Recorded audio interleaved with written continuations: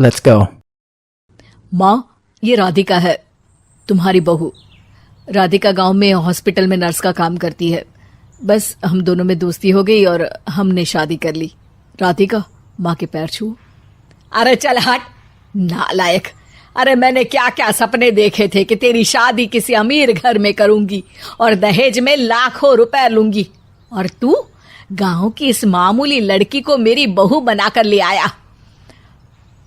लेकिन बेटे की जिद के आगे सुनीता देवी मजबूर हो जाती है। राधिका सुनीता देवी को फूटी आंख भी नहीं भाती थी।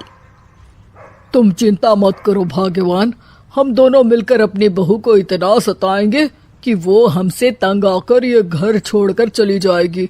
फिर हम अपने बेटे की शादी किसी बड़े सेठ की बेटी से कर देंगे, ठीक है?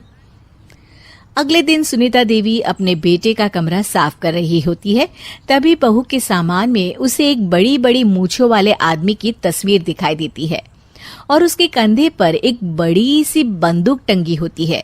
तस्वीर के नीचे लिखा होता है डाकू मंगल सिंह। ये किसकी तस्वीर है बहू? ये मेरे पिताजी की तस्वीर है। बस फिर क्या था, ये सुनते ही सुनीता देवी के हाथ पैर कांपने लगते हैं। वो भागती हुई सीधा अपने पति के कमरे में जाती है। अरे गजब हो गया जी, गजब। अरे क्या हो गया भाग्यवान? हमारी बहू एक मशहूर डाकू मंगल सिंह की बेटी है। हे भगवान, अब क्या होगा? क्या कहा? डाकू मंगल सिंह? अरे मर गए रे।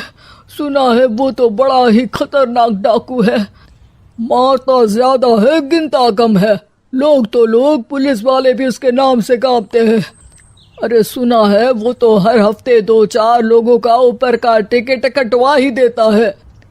हे भगवान, अब हम क्या करेंगे? ये हमारे नालायक बेटे ने कैसी मुसीबत हमारे गले बांध दी। हाँ वो तो है, अगर हमने बहू को जरा भी तकलीफ दी तो उसका बाप मंगल सिंह हमें गोली से उड़ा देगा। अब जो मैं कहता हूँ उसे ध्यान से सुनो। तुम बहू से बिल्कुल घर के काम मत करवाना, और ध्यान रहे उसे किसी प्रकार की तकलीफ नहीं होनी चाहिए, समझ गई ना? और ऐसा ही होता है।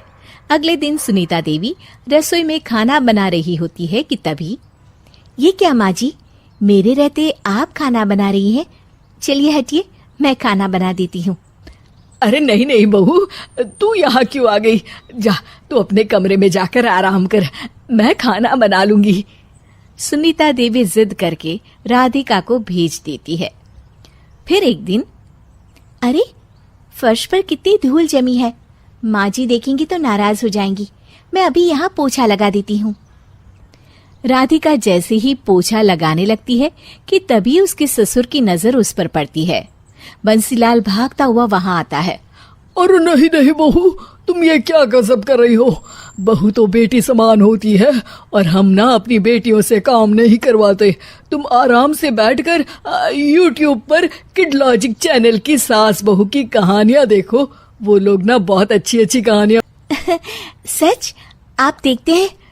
अरे मैं तो रोज देखता हूँ।